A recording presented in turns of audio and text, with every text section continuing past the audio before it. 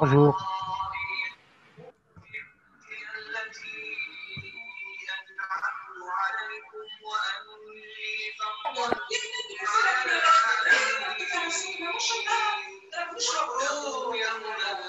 Bonjour.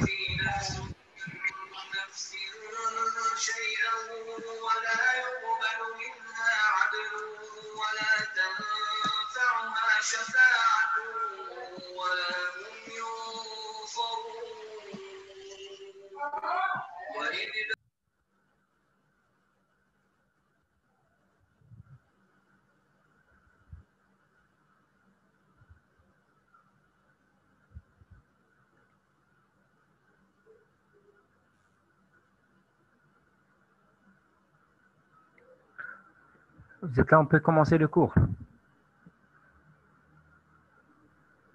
Oui.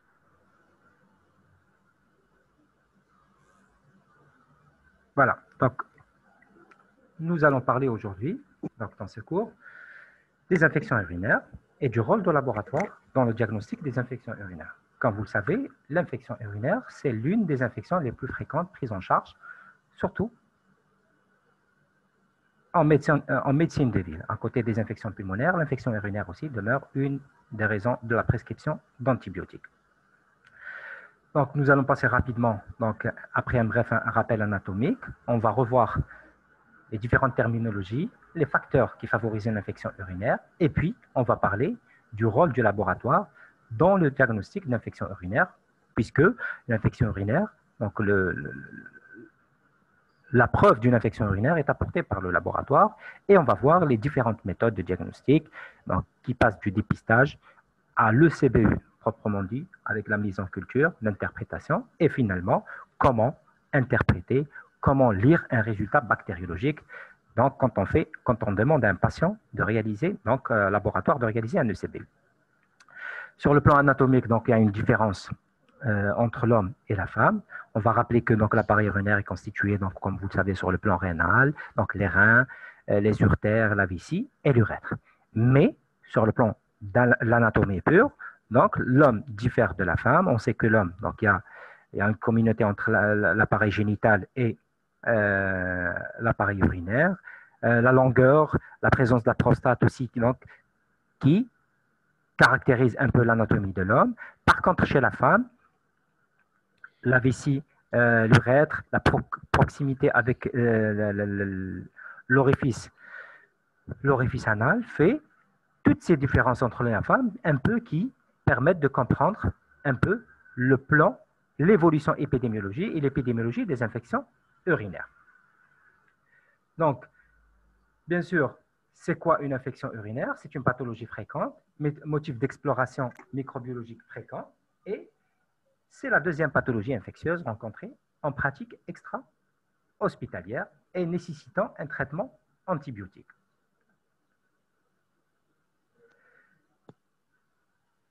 L'ECB, quand on dit un ECBU, c'est l'étude cytobactériologique du urine qui permet de faire un diagnostic formel de toute infection.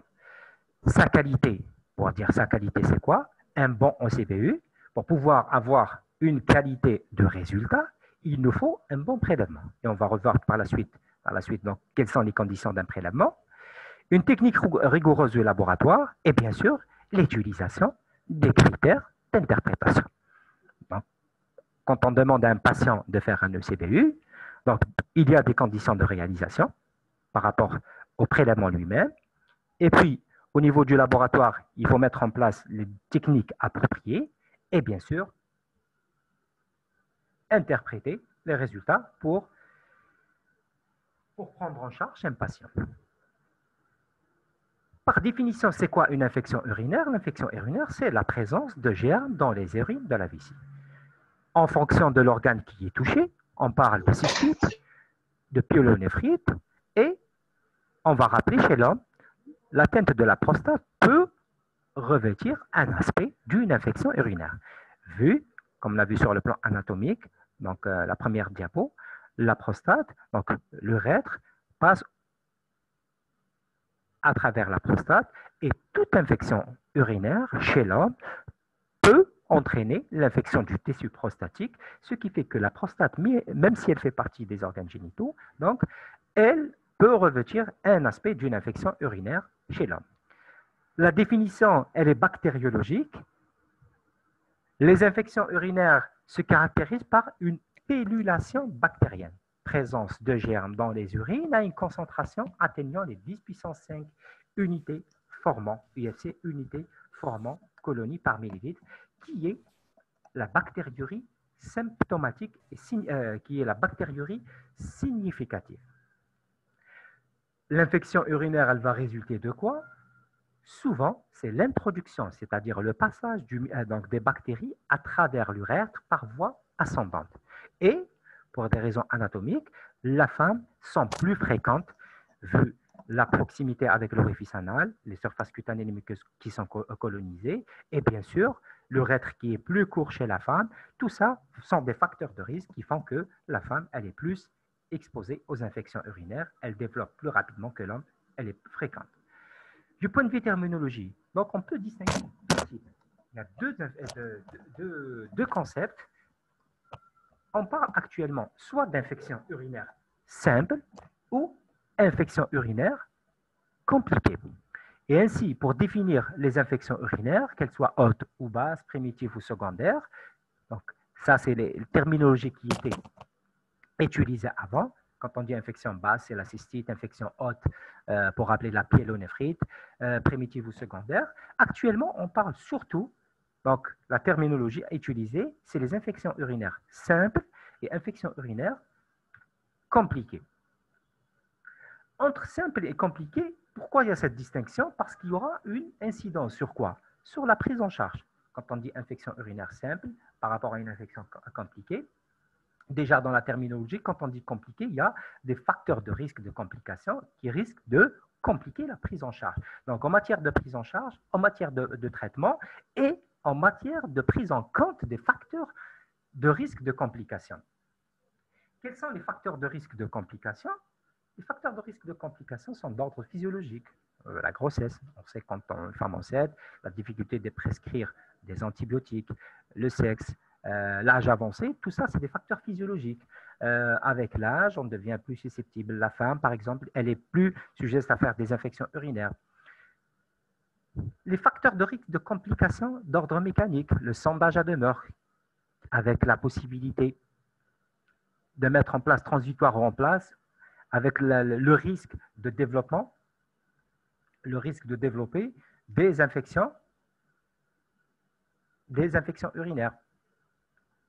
Et on a aussi les facteurs de risque pathologiques, tout ce qui est résidu vésical, bon, puisqu'il y a résidu vésical, la stagnation d'urine, le reflux, les lithiases qui se compliquent par la fréquence élevée des infections urinaires, le diabète, les infections résidivantes, le traitement antibiotique qui va sélectionner les germes résistants, tout ça, c'est considéré comme des facteurs de risque de complications. Et vous voyez, une infection simple, sans risque, sans facteur de risque de complications, et les facteurs de risque de complications qui font que cette distinction, elle est importante dans la prise en charge des patients. Voilà un peu cette diapo pour revoir les différents facteurs de risque. C'est quoi la définition sans facteur de risque et avec facteur de risque? On parle aussi de cystite récidivante. Une cystite, elle est dite récidivante si une cystite se répète avec une fréquence particulièrement élevée. C'est-à-dire particulièrement élevée, c'est 4 épisodes au cours de l'année ou un dernier épisode remontant à moins de 3 mois. Le caractère étant l'indication d'une prise en charge particulière. D'accord? Donc, il y a un concept aussi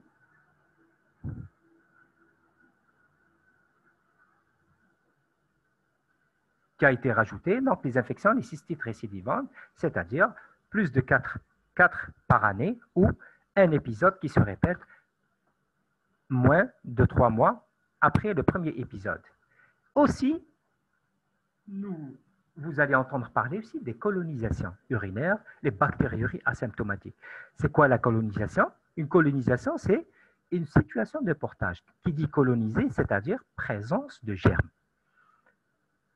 C'est la même chose que l'infection. Donc, du point de vue présence de germes, d'accord? Donc, quand on dit colonisation, infection, dans les deux situations, il y a les germes. La colonisation, situation de portage, présence et mise en évidence de germes dans un prélèvement qui est correctement, mais à la différence entre l'infection sans manifestation clinique. Puisque l'infection, elle se définit par quoi? Une infection, c'est quoi? C'est des signes cliniques qui traduisent une agression, une présence de germes. Alors que la colonisation, c'est présence de germes, mais n'est pas accompagnée de signes cliniques, n'est pas accompagné de symptomatologie telles que comme le portage. Et dans cette situation, l'abstention thérapeutique, elle est de règle, sauf situation particulière où on craint éventuellement donc pour facteurs de risque tels que la neutropénie, l'immunodépression, des situations où chez la femme enceinte qui risquent un peu de compliquer. Ouais. On sait que l'urine d'un homme sain, elle est stérile. Par contre, et là, on va rentrer par la suite dans les conditions de prélèvement, où on a rappelé au départ que pour bien interpréter un ECBU, il faut faire un bon prélèvement, bien sûr, à appliquer les bons critères d'interprétation pour pouvoir un résultat interprétable et appliquer la bonne prise en charge. Le transport peut entraîner la contamination accidentelle. Et ça peut expliquer pourquoi on a des colonisations de l'urine.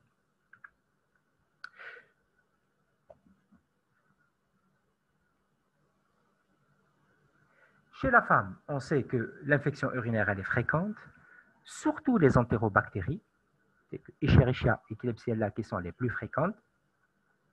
Et pourquoi elles viennent d'où? C'est surtout du tractus digestif, c'est des bactéries fréquentes qu'on voit au niveau du tractus digestif. C'est des bactéries qui peuvent, par voie ascendante, contaminer l'urine de vessie.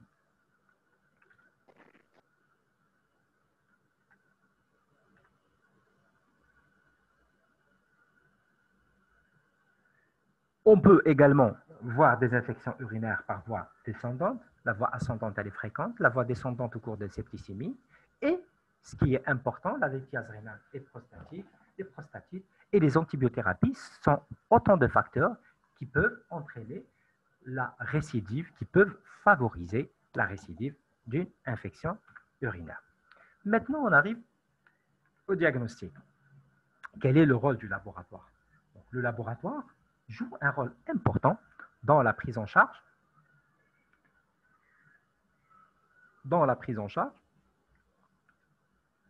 diagnostic de l'infection urinaire. Comment se fait la prise en charge? On sait qu'il y a des méthodes de dépistage. Vous voyez les méthodes de dépistage qu'on va détailler, telles que l'examen à la bandelette, et on a l'examen cytobactériologique proprement dit des urines, où, comme vous le voyez, nous allons procéder par étude microscopique, et on va voir quels sont les éléments qu'on doit détecter, et la mise en culture pour rechercher la présence de germes, de colonies bactériennes, puisqu'on va rappeler la définition, on avait défini comme l'infection urinaire comme étant présence de bactéries dans les urines à des concentrations bien précises. Dans les méthodes de dépistage, c'est quoi? Quand on veut dépister une urine, il s'agit donc dans le prélèvement, il nous faut un prélèvement.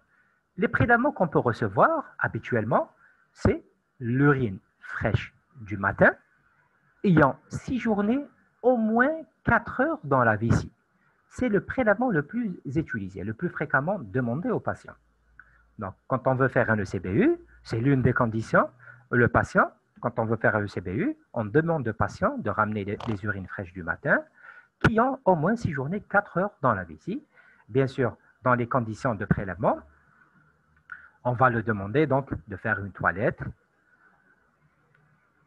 donc de jeter les premières urines. Pourquoi jeter les premières urines? Parce que ça va éliminer la flore qui existe au niveau de l'urètre et prélever dans un récipient, dans un tube stérile. Puisqu'on avait dit, l'urine à l'état normal, l'état physiologique, elle est stérile, il n'y a pas de contamination. Donc l'urine fraîche du matin, ayant séjourné 4 heures dans la vessie, c'est le prélèvement le plus utilisé. Dans certaines situations, on aura recours à des urines de cathéter, de sonde urinaire. Chez le nourrisson, il ne peut pas retenir ses urines, on a recours, comme vous le voyez en haut, donc des sachets collecteurs, les aspirations superficielles.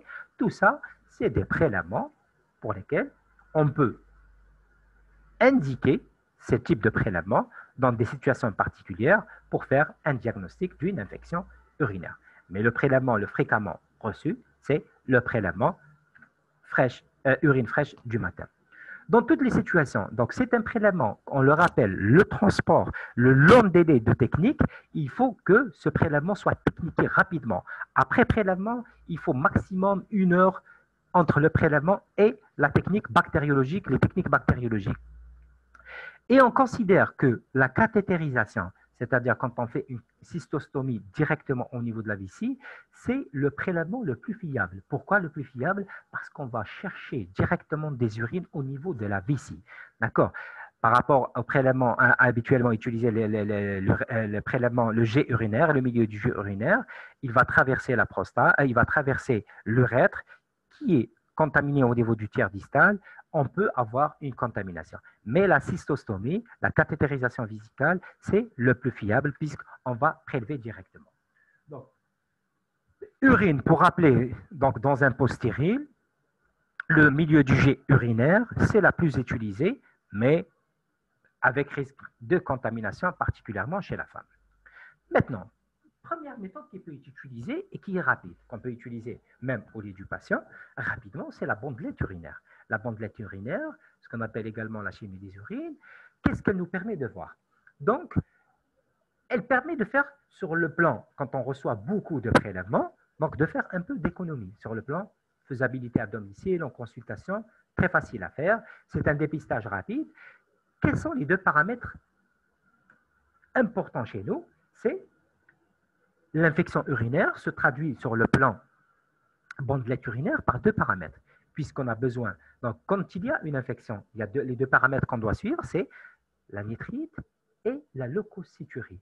La leucocyturie qui est le témoin d'une présence de leucocytes en réponse à une agression microbienne, et le nitrite qui est le témoin de la présence d'une bactérie qui réduit les nitrates au stade de nitrite. D'accord. Sa valeur prédictive négative, elle est très importante.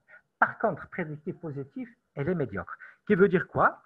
Quand on fait, voilà, pour reprendre un peu les différents paramètres, donc la bandelette urinaire permet de rechercher la leucocyturie, les protéines, le pH, la présence de sang, la présence donc, de corps cétonique et la présence de glucose, des différents paramètres. Les 2 les plus importants significativement pour l'infection urinaire, c'est les 2 premiers, c'est la leucocyturie et les nitrites. Sa réalisation, bien sûr, elle est facile. Dans les urines, on plonge la bandelette immédiatement au niveau de l'urine. On va comparer à cette échelle et vous voyez sur la bandelette, donc qui est tenue à la main, donc les négatifs, et vous voyez des gradients, des modifications de coloration qui vous permettent de dire positif, présence à une croix, 2 croix, 3 croix, le pH, etc.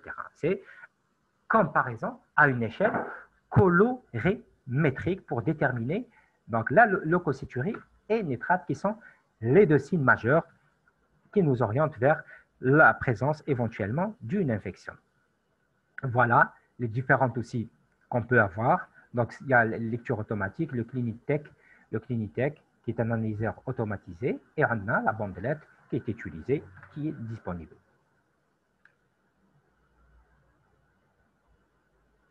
Donc, on rappelle encore une fois la sensibilité, le seuil de sensibilité.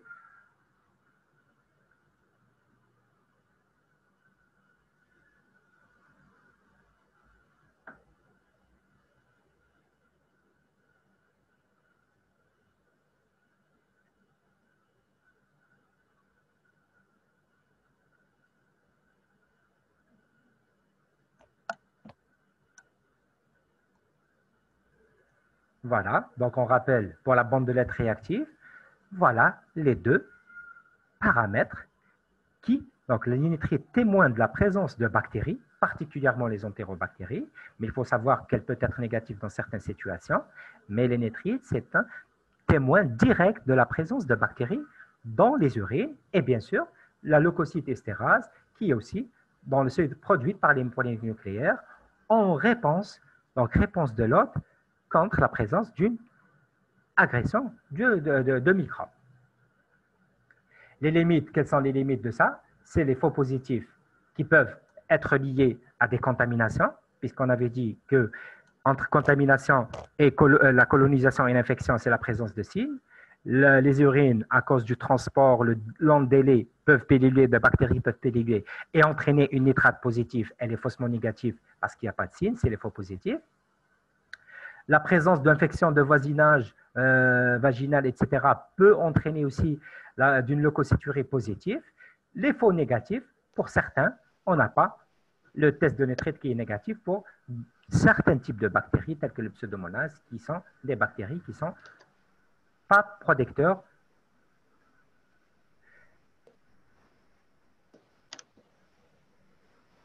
C'est des bactéries qui ne possèdent pas cette... Ouais. Voilà ce qui est important. Voilà ce que veut dire valeur prédictive. Les valeurs prédictives, c'est quoi?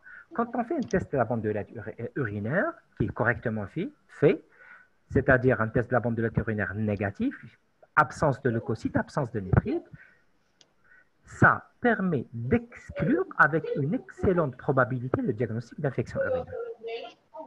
C'est ça, une valeur prédictive négative, elle est excellente. C'est-à-dire, quand je fais un test de la bandelette, je fais émerger entraîner, donc plonger une bandelette dans les urines, pas de nitrite, pas de leucocytes, je suis presque sûr, avec une excellente probabilité, que mon patient est négatif. Il n'y a pas d'infection urinaire. Mais, à l'inverse, une bandelette positive, c'est-à-dire qu'il y a présence de nitrite ou leucocytes, ne permet pas d'affirmer avec certitude de la même façon que pour le négatif.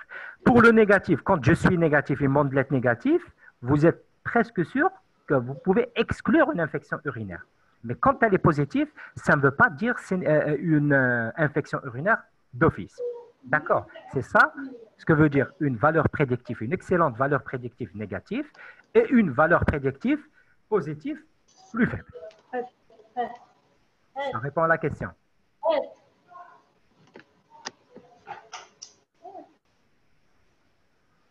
Donc, ça répond à la question pour les valeurs prédictives positives et négatives.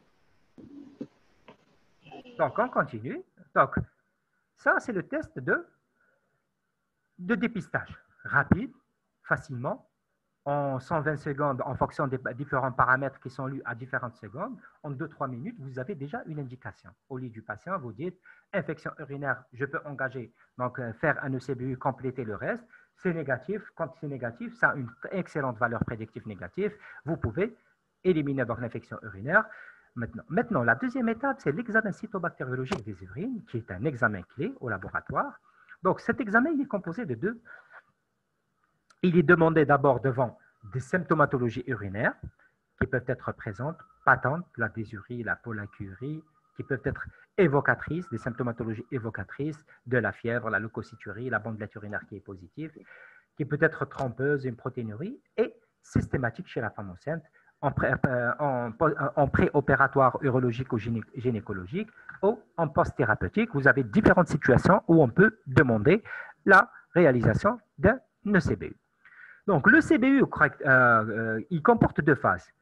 Un examen au microscope, donc ce qu'on appelle la cétologie. Donc, une étude cétologique qui est qualitative et quantitative. Donc, l'étude, elle va comporter, tout à l'heure, nous avons parlé des nitrites et nous avons parlé des leucocytes. Donc, on peut détecter sur bandelette. L'une, c'est la réaction leucocyte, c'est la réaction de l'hôte.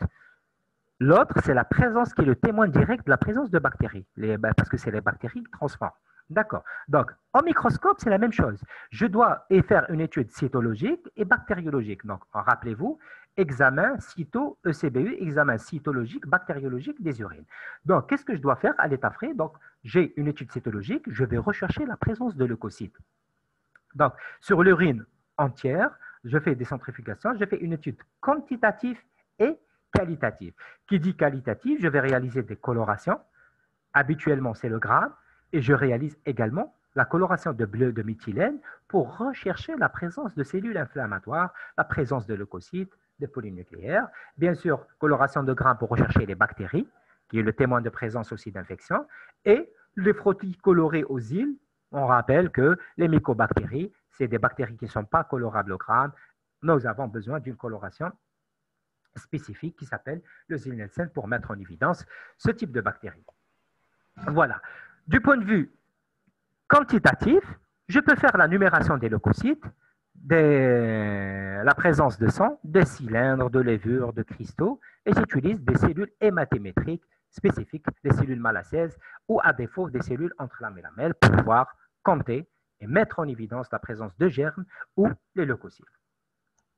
Voilà à quoi ressemble une cellule malassaise ou une cellule Majotte. C'est des cellules qui permettent un peu de quantifier, de compter le nombre de leucocytes. Voilà. Pourquoi on doit compter? Parce qu'on doit interpréter. Vous voyez sur les images à droite, l'observation microscopique, vous voyez qu'il y a des cadrans, et à l'intérieur, il y a les leucocytes. Voilà à quoi ressemble un leucocyte. Et en bas, vous voyez sur la deuxième image à gauche, en bas, c'est à quoi ressemblent des bactéries. Donc, tout à l'heure, bandelette urinaire, c'était nitrite leucocyte. En faveur, c'est deux signes en faveur d'une infection urinaire. Au microscope, pour dire qu'il y a une infection, on doit voir les bactéries, on peut faire la coloration, et on doit voir des leucocytes, et on doit les quantifier. D'accord? Et on rappelle que la leucocyturie significative, c'est la présence de 10 puissance 4 éléments par millilitre, ou 10 leucocytes par millimètre cube qu'on observe sur les cadrans. Donc l'image sur le cadran, quand on fait une leucocyturie sur cellules malassaises. Voilà, pour vous rappeler un peu, pour dire un peu qu'est-ce qu'on peut observer au microscope. L'observation au microscope, qu'est-ce qu'on peut avoir comme éléments? Des cylindres, des cristaux urinaires. Bon, tout ça, c'est des éléments qui peuvent être observés au cours de l'examen microscopique. Les cylindres, les cristaux, les levures. Vous voyez à droite les cristaux urinaires, comment ils se présentent, les cristaux urinaires, les cylindres, différents éléments qu'on peut voir, des levures, des parasites et, bien sûr, les bactéries. On peut apprécier la présence, leur forme et leur mobilité. Tout ça, c'est des éléments qui sont apportés par l'examen au microscope. Les colorations utilisées, j'ai rappelé tout à l'heure, c'est le bleu de méthylène. Je vais voir quels sont les différents types. Voilà, vous voyez à peu près à droite quels sont les différents types de polynucléaires qu'on peut avoir. Et le gramme pour dire gramme positif et gramme négatif.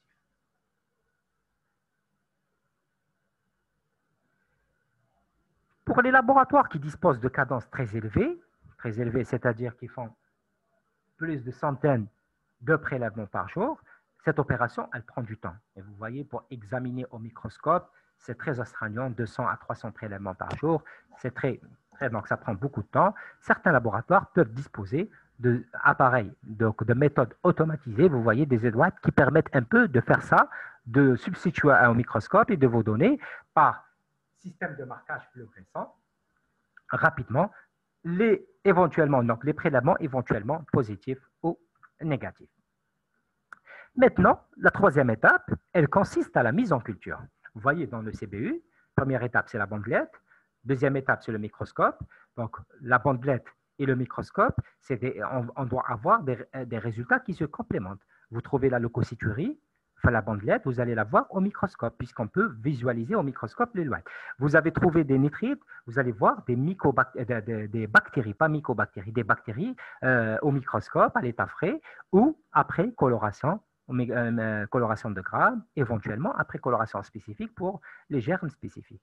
Troisième étape, on rappelle qu'on a dit, donc, infection urinaire égale présence de bactéries à une concentration, UFC, unité formant colonie. C'est-à-dire unité formant colonie, ça correspond à quoi? L'unité, donc l'urine, c'est un milieu liquide. Il est difficile de comptabiliser, de faire le décompte de bactéries. Donc, qu'est-ce qu'on va faire? Donc, vous disposez d'urine. On doit faire un décompte.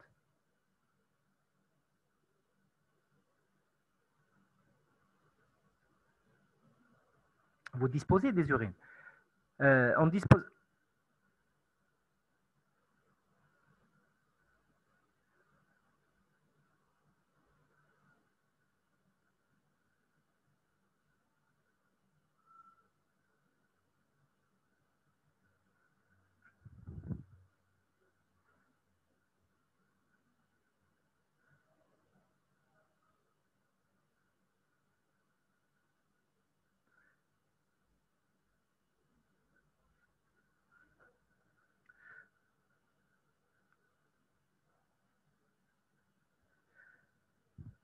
Donc, les méthodes d'ensemencement, vous avez deux types de méthodes. On reprend. Donc, vous avez des urines, je ne peux pas compter, c'est difficile au microscope, je dois comptabiliser par la mise en culture. Je sais tout ce qui est viable. Les bactéries viables en milieu liquide donnent des colonies sur milieu gélosé. Et là, je dispose de plusieurs méthodes. La méthode de Casse, je fais des dilutions en série. Méthode de Véran, ou modifiée. Donc, je fais également des méthodes de dilution qui permettent un peu de voir la présence, la culture de cette bactérie. Donc, voilà, 0,1 millilitre dans 9,9 millilitres. Et je prends, tout ça, c'est des techniques de dilution qui permettent de diminuer, de faciliter le décompte. D'accord, voilà à quoi ressemble la méthode de Casse. Je prends l'urine, je mets 0,1 millilitre dans 9, puis je prends une autre dilution. De telle façon, ça va me faciliter la numération bactérienne quand je fais l'isolement sur milieu sélectif ou milieu ordinaire. Pourquoi je fais cette dilution? Parce que ce n'est pas évident de compter le 10 puissance 5, c'est 100 000 bactéries. Il est plus facile quand je fais des dilutions. Vous voyez, la numérisation se fait la formule. Je vais diminuer le nombre de bactéries en faisant cette dilution. C'est plus facile de compter 100 bactéries que les 300, les 10 puissance 5. L'interprétation, c'est unité formant colonie, c'est-à-dire une bactérie viable en milieu liquide donne une colonie en milieu gélosé solide. Voilà à quoi correspond la troisième méthode, c'est l'anse calibrée avec ou sans milieu chromogène. L'anse calibrée, elle va prendre une quantité de 10 microlitres qu'on va ensemencer sur les géloses spécifiques et qui permettent rapidement de réaliser la culture et la présence de bactéries. Voilà, vous voyez en bas ce que ça veut dire 10 puissance. D'accord? Quand on parle de 10 puissance 3, UFC, 10 puissance 4, ça va se schématiser, se concrétiser par un nombre de colonies plus important. D'accord? C'est ça à quoi correspond l'interprétation. On va avoir des colonies qui vont apparaître en fonction du nombre de colonies, de la dilution utilisée. On va, voilà, c'est 10 puissance 3, vous avez des colonies facilement comptables, 10 puissance 7, plein de colonies, et plus il y a des colonies, plus la possibilité. Voilà, donc au laboratoire, comment est réalisé l'ensemencement d'urine avec une anse centrale, puis je vais ensemencer l'urine terre sur la gélose. Il existe aussi une autre méthode qui est utilisée, la lame immergée. La lame immergée, c'est quoi? Je vais immerger le milieu de culture, il est contenu directement sur la lame. Je vais introduire cette lame qui contient le milieu de culture directement dans l'urine. Je ne vais pas utiliser les méthodes de dilution ou lances calibrées qui sont habituellement utilisées. J'introduis directement dans les urines et en bas, l'image qui est en bas vous montre quand il y a des bactéries dans le milieu, dans l'urine, vous allez avoir des colonies qui vont apparaître sur la lame émergée. Voilà à peu près. Et c'est la même chose dans l'interprétation. Moins de colonies, c'est 1000, 10 000, 100 000. Vous voyez, quand il y a plus de colonies, ça correspond au nombre, la concentration urinaire. Voilà à peu près pour schématiser, pour résumer tout le processus. Donc, après l'ensemencement, sur milieu spécifique, je vais avoir apparaître des bactéries en fonction de certains paramètres. Voilà, quand on parle de milieux un peu chromogènes, les milieux chromogènes, c'est quoi? C'est des milieux chromogènes colorés.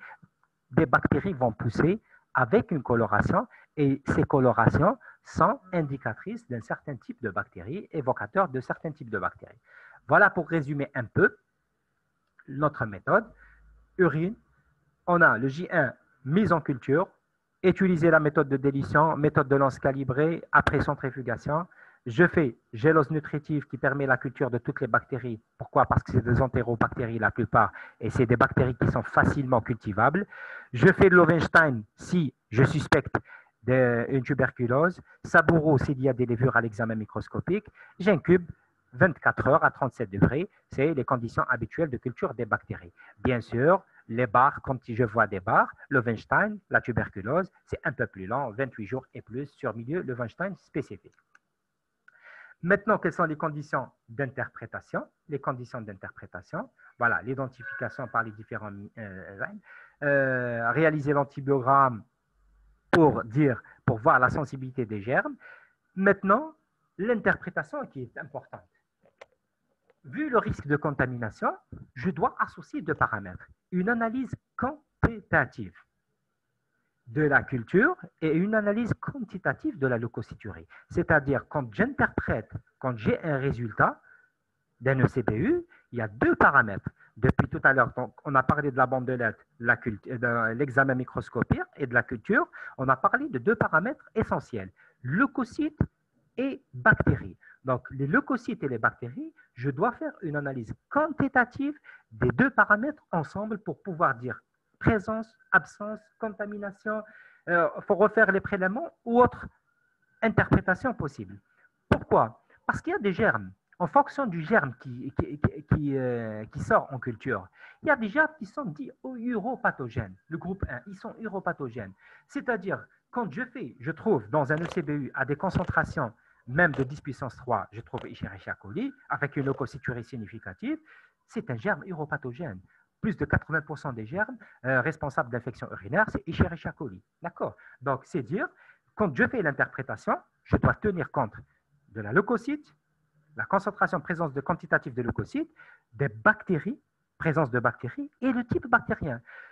Et pourquoi le type bactérien? Certains germes évoquent une infection urinaire, Escherichia coli, d'autres évoquent moins. Donc, on a le groupe 1, c'est uropathogène.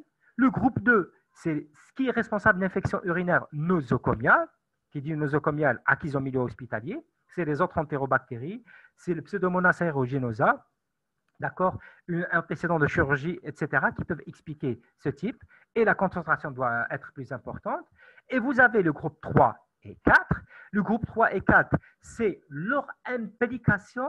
Il faut plusieurs prélèvements, une répétition d'isolement du même germe dans plusieurs échantillons et des concentrations élevées. Et enfin, le dernier groupe, c'est les groupes où vraiment ils font partie de la flore périurétrale et génitale où c'est très difficile de les impliquer dans les infections urinaires. D'accord? Donc, pour une interprétation, ce n'est pas parce qu'on a trouvé un germe, même à une concentration, qu'on peut l'impliquer. Donc, 1, leucocyte, présence ou absence, quelle est la concentration? 2, culture bactérienne. 3, le type de germe lui-même. Escherichia coli, c'est avec certitude qu'on a la possibilité de dire qu'il y a infection urinaire. Maintenant, on arrive aux différentes situations pour dire qu'un ECBU est négatif. Donc, première colonne, leucocyte, absence, bactéries, absence, absence de colonie, c'est un ECBU stérile. C'est normal. D'accord? Vous avez la deuxième situation, vous allez la quatrième ligne, il y a une leucocyturie significative, une bactériurie significative, un seul germe, c'est le tableau typique au niveau du laboratoire. Donc, dans cette situation, on fait une identification plus un antibiogramme. D'accord? Les autres situations, vous voyez, il y a plusieurs situations. Les autres situations, c'est quoi? Vous avez par exemple une leucocyturie et vous n'avez pas de bactéries. On peut expliquer comment le patient a pris des antibiotiques. Peut-être que le patient a pris des antibiotiques, ça tue les bactéries, pas les leucocytes. Donc, dans cette situation, on peut avoir aussi une situation de bactéries exigeantes. D'accord? Ça peut être des leucocytes d'origine génitale, infection génitale. D'accord? Deuxième situation, leucocyte absence et bactéries présence, bactériurie, concentration bactérienne. Dans cette situation, il faut penser à quoi? Les urines sont contaminées, c'est une souillure. Il ne faut pas faire d'antibiogramme. Il faut refaire un deuxième prélèvement qui peut expliquer pour voir. D'accord? Donc, c'est des situations qu'il faudra analyser. Donc, quand vous êtes en face d'un ECBU, il faudra voir deux paramètres essentiels, leucocyte, présence ou absence, quelle est la concentration, la loi. Deuxième paramètre, c'est présence ou absence de bactéries, quelle est la concentration et quel est le type